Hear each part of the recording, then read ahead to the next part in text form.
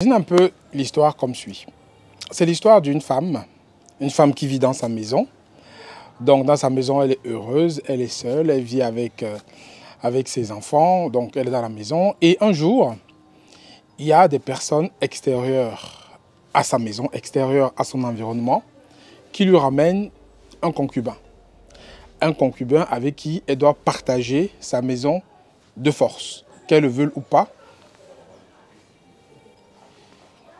Qu'elle le veuille ou pas, elle doit partager sa maison de force avec ce concubin. Soit, le concubin arrive dans la maison, il commence à s'imposer, il la frappe, il la viole, il met ses enfants dehors. En fait, il s'installe complètement dans la maison comme si c'était le sans domicile, comme si c'était chez lui. Pendant ce temps, ceux qui ont mené ce concubin dans sa maison sont à côté, ils applaudissent, ils acclament, ils encouragent, ils donnent même plus de force, plus d'argent, plus de pouvoir au concubin qui est venu dans la maison de la femme, qui l'a violenté, qui a battu ses enfants, qui s'est accaparé de sa maison. Et un jour, cette femme se rebelle. De temps en temps, elle a des sursauts de rébellion. Et un jour, en fait, elle se met complètement à se rebeller avec ce qu'elle a. Sa tête, ses mains, ses pieds, tout ça. Puisqu'elle n'a pas de moyens, elle se rebelle avec ce qu'elle a comme arme à disposition.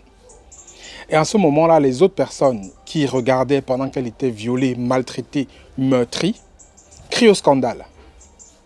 C'est pas possible. Mais c'est quoi cette femme qui se rebelle? Mais c'est une femme, c'est une mauvaise femme. Mais c'est une sorcière. Mais c'est une vampire. Comment est-ce qu'elle peut essayer de se rebeller par rapport au monsieur qui est depuis là, qui est un cas bien, qui est une personne qui est une bonne personne? Parce que c'est nous qui l'avons mis là, c'est nous qui l'encourageons. Et c'est comme ça que ça se passe, et cette femme-là se rebelle, voilà, et ça donne ce que ça donne. Pourquoi cette histoire-là? C'est pour un peu vous faire voir ce qui se passe aujourd'hui. Je pense que personne ne peut échapper à ce qui se passe dans les médias mainstream aujourd'hui, avec le cas du Moyen-Orient.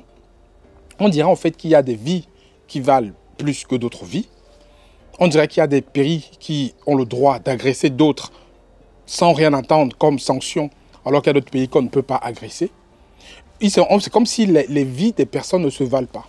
C'est comme si la vie d'un Ukrainien vaut plus que la vie d'un Africain, ou la vie d'un Ukrainien vaut plus que la vie d'un Palestinien.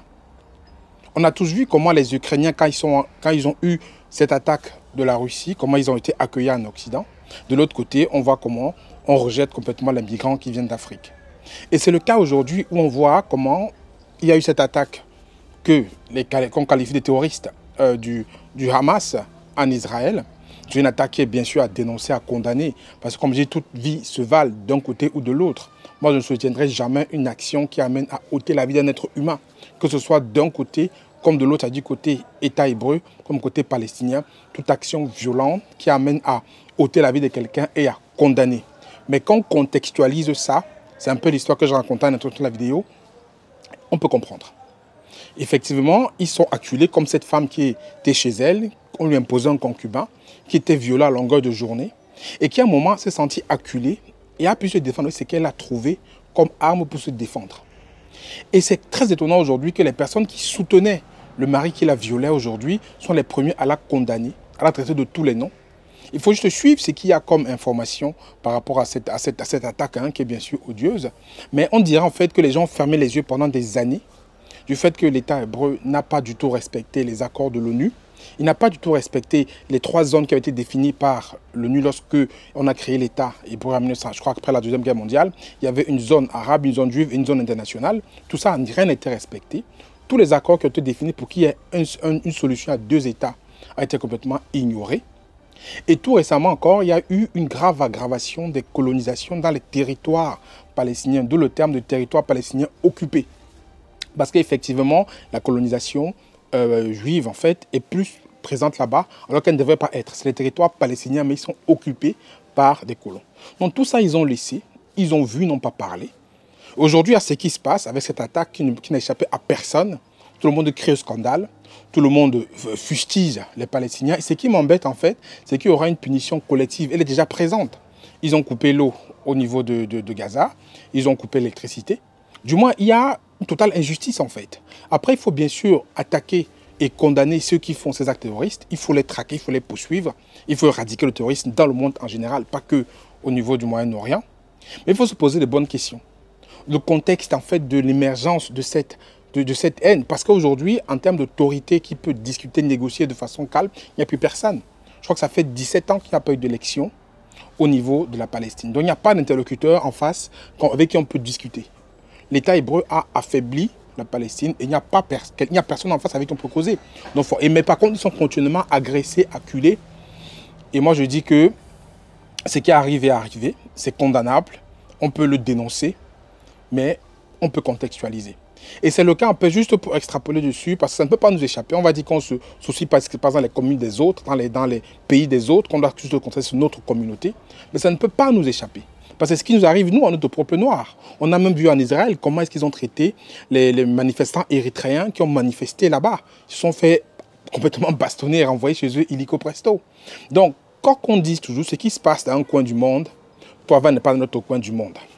On a vu ce qui se passe aujourd'hui en RDC, comment la RDC se fait agresser par le Rwanda à sa frontière, mais personne ne parle et personne ne dénonce. Mais on a vu côté ukrainien, comment est-ce qu'il y a eu des milliards, il y a eu plein de choses qui ont complètement émergé pour aller soutenir l'Ukraine contre l'agression qu'ils ont subie de la Russie. Parce qu'ils qualifient ça d'agression, mais ils soutiennent complètement. On se dit en fait qu'il y a justement un monde à deux vitesses. Et on se pose la question effectivement, à quoi sert l'ONU? À quoi sert l'ONU aujourd'hui? L'ONU, moi je pense qu'aujourd'hui ne sert plus à rien. L'ONU c'est juste une boîte financée par des puissances qui sert à instrumentaliser des États, qui sert à instrumentaliser des conflits pour les intérêts de ceux qui la financent. L'ONU doit être revue, parce qu'aujourd'hui même, l'ONU donne des dispositions à l'Israël qui ne suivent pas. L'ONU a dit plein de choses qui n'ont pas été suivies. Ça veut dire que l'ONU aujourd'hui n'a plus le rôle qu'elle avait lorsqu'elle a été créée, c'était le rôle de pacifier le monde. Elle n'a plus ce rôle-là. Et moi je dis vraiment, ce qui se passe au Moyen-Orient aujourd'hui, c'est très compliqué, c'est très grave. Est-ce que ça va entraîner une troisième guerre mondiale? Est-ce que ça va entraîner un conflit de religion?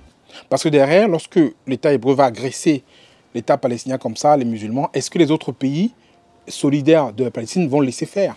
Parce qu'aujourd'hui c'est un carnage. Israël a complètement dit qu'ils vont raser Gaza.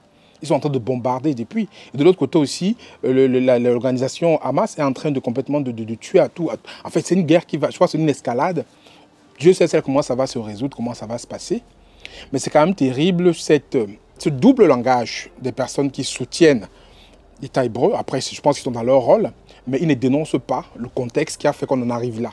Ils ne dénoncent pas le fait que tout ce qui avait été défini comme accord, comme disposition pour qu'il y ait la paix entre les deux États soit mise en pratique par l'État hébreu. Ils ne dénoncent pas le fait qu'il y ait des personnes complètement xénophobes, complètement tribalistes, qui ont intégré en fait le Parlement israélien. Ils ne dénoncent pas ça. Et aujourd'hui, ils sont en train de crier au scandale. Ils coupent toutes les aides. Ils disent qu'ils traitent en fait tout. Mais c'est que tous les Palestiniens, ils sont peut-être 2 millions. Ils vont payer le prix d'un groupe, enfin, un groupe qu'on qualifie de terroriste, qui a intégré, en fait, qui a attaqué Israël. Il y aura une punition collective et c'est un peu dommage. Alors que normalement, je pense que s'il y avait eu un peu plus de compréhension, un peu plus de dialogue, un peu plus de respect du droit international de la part de l'État hébreu, je pense qu'on n'en serait pas là. C'est une situation très complexe, je le sais, c'est une situation très compliquée. Mais il faut comprendre en fait que ce qui se passe, je dis, dans un endroit, peut impacter le monde entier. Et moi, je suis très inquiet parce que justement, cette escalade-là, qu'est-ce que ça va donner? Il y a la guerre en Afrique avec ce qui se passe au Sahel. Il y a la guerre en Ukraine. Maintenant, il y a la guerre au Moyen-Orient. Donc, bientôt, il y aura peut-être une guerre en Asie avec Taïwan et la Chine. Donc, on est dans un monde complètement qui est en guerre un peu partout. Mais on se demande à quoi sert l'ONU qui a été créée pour éviter les guerres. Donc, dites pas ce que vous en pensez par cette situation-là. Si vous avez suivi ça depuis le week-end, moi je suis ça comme ça parce que les médias mainstream, avec ce qu'ils racontent tous les jours là, moi je suis plus trop. Mais dites-moi ce que vous en pensez par rapport à cette situation qui se passe aujourd'hui entre l'État palestinien et l'Israël. Dites-moi ce que vous pensez donc de l'impact que ça pourra avoir au niveau géopolitique mondial. Est-ce qu'on a la porte d'une troisième guerre mondiale? Est-ce qu'on a la porte d'une guerre de religion? Est-ce qu'on a la porte d'une escalade au Moyen-Orient qui va bien entendu impacter le monde entier? Parce que qui dit escalade au Moyen-Orient, ça veut dire qu'il y aura une crise du pétrole. Aujourd'hui, déjà, le pétrole coûte très cher. Imaginez que demain, il y a un problème au niveau d'approvisionnement de pétrole mondial qui vient du Moyen-Orient. Donc, comme je dis, ce qui se passe là-bas, j'en parle parce que ça peut impacter complètement le monde entier et on doit tous s'y intéresser. Donc, mettez-moi en commentaire ce que vous en pensez parce que je pense qu'il est très important de pouvoir avoir son avis sur le sujet et pouvoir, je ne sais pas, son niveau réel et impacté. Je vous attends en commentaire. C'était Franck Kenyé. À très bientôt. Prenez soin de vous. Ciao, ciao.